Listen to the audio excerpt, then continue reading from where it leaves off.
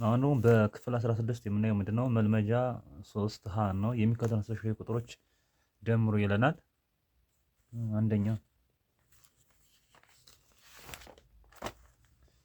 አንደኛ ሀ 9.41 ሲደመር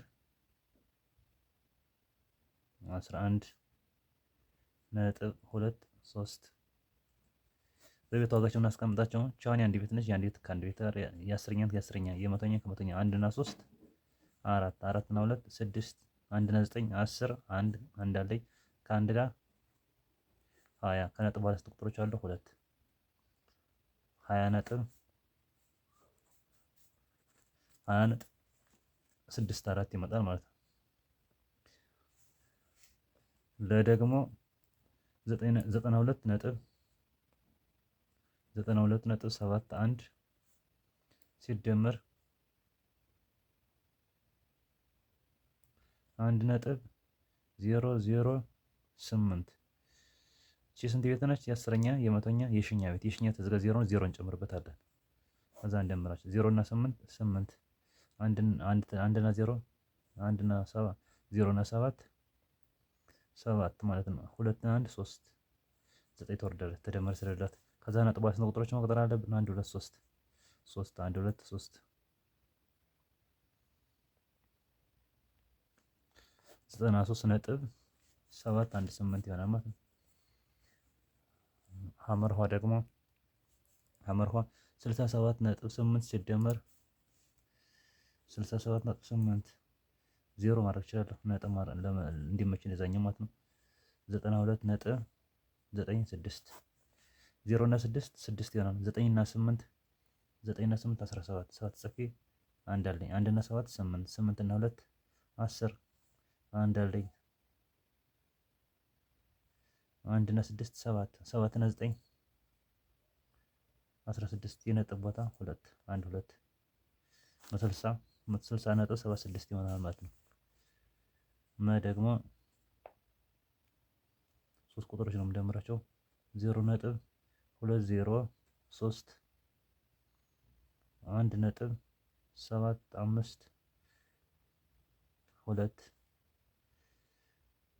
7.005 ይሆናል ማለት ነው።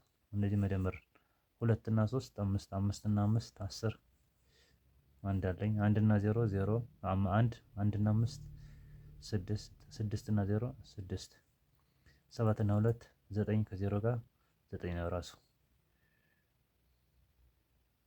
ከዛ 0 እና 1 1 1 እና 7 8 ከነጥብ በኋላ ስንት ቁጥሮች? 3 ቁጥሮች 1 2 3 1 2 3 8.960 ይሆናል ማለት ነው።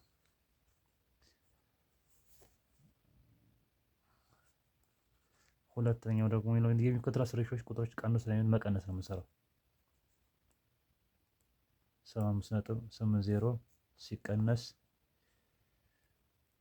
62.46 አንድ ትበዳለች። ከዚህ 10 ከ10 ሲቀነስ 6 4 አንድ ሳበደች ናት 7 ከ7 4 3 አይሻል አበደረም። ከ5 ሲቀነስ 2 3 ከ7 6 አንድ ሁለት ዲጂት እናስቀምጣለን። 13.34 ይወጣል ማለት ነው። ይሄ ነው። ደግሞ የሚለው ምንድነው? 18.01 18.01 ሲቀነስ 7.29 9 እና 1 10 0 ጽፌ አንድ አለኝ። 1 እና 0 0 1 ከ1 ከ2 ጋር 3 8 እና 7 15 አንድ አለኝ። 1 እና 2 1 እና 1 2 የነጥብ ቦታ 2 1 2 እንደዚህ ትሆናለች ማለት ነው።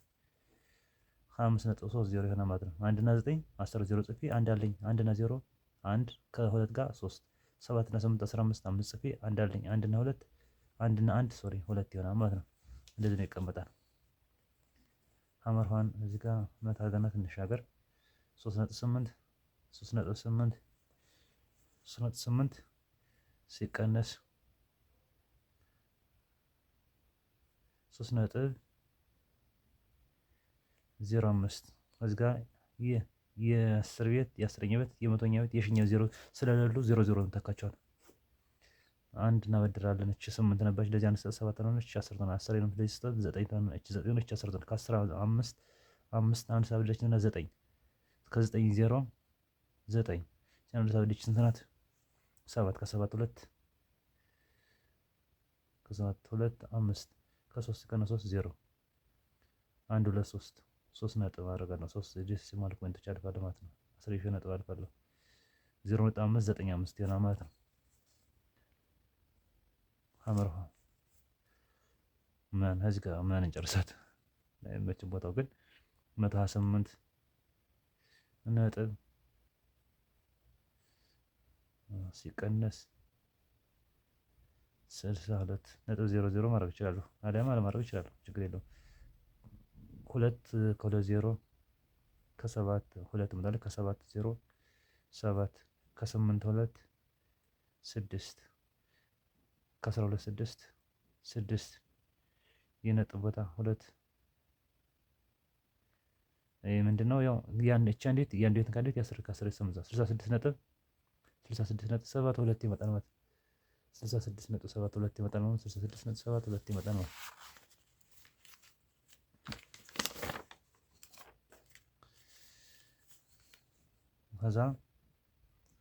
ከዛ ሶስተኛ አቶ ዘሪሁን ከገበያ ለቤተሰቦቹ ብርቱካን በ35.75 ብር፣ አቮካዶ 52 ነጥብ 125 ብርና ሙዝ ደግሞ በ24.05 ብር ገዝቶ ወደ ገበያ ተመለሰ ይላል። አቶ ዘሪሁን በጠቅላላ ስንት ብር አወጣ? መደመር ነው ሙሉዎች 35.75 52.125 ከዛ 24.05 እነዚህ መደመር ነው ጠቅላላ ወጪዎች። እነዚህ ብርቱካን፣ አቮካዶ፣ ሙዝ ማለት ነው። በጠቅላላ ስንት ብር ወጪ አወጣ ነው? እቺ የአስረኛ ቤት የመቶኛ ቤት ከዛ የአስረኛ የመቶኛ የሺኛ ቤት አለ እዚህ ጋር 0 እንጨምርበት እኩል እንዲሆኑልን ዲጂቶቻቸው ማለት ነው። ከዛ 0 እና 5 5 5 እና 0 5 5 እና 2 7 7 7 እና 5 12 ሁለትን ጽፌ አንድ አለኝ 1 እና 7 8 8 እና 1 9 9 5 እና 2 7 7 እና 4 7 እና 4 11 1 እና 3 1 እና 3 4 4 እና 5 9 9 እና 2 11 የነጥብ ቦታ 3 1 2 3 በትልቁ ነው የምወስደው 111.925 ብር አወጥቷል ወጪ ማለት ነው። አራተኛ የአንድ ከረጢት ስንዴ መጠነቁስ እና የአንድ ከረጢት በቆሎ መጠነቁስ በቅደም ተከተል 47.08 ኪሎ ግራም እና 64.365 ኪሎ ግራም ቢሆን የትኛው ከረጢት መጠነቁስ ይከብዳል? የሚከብደው እንቀንስ፣ ከትልቁ ትንሹን እንቀንስ። ይሄ ምን ማለት ነው?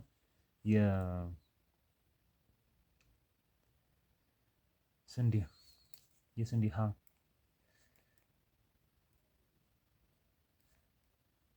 ስንዴው የስንዴውና የበቆሎ መጠነቁስ ልዩነት ስንት ነው? ከትልቁ ትንሹ መቀነስ 48.08 ሲቀነስ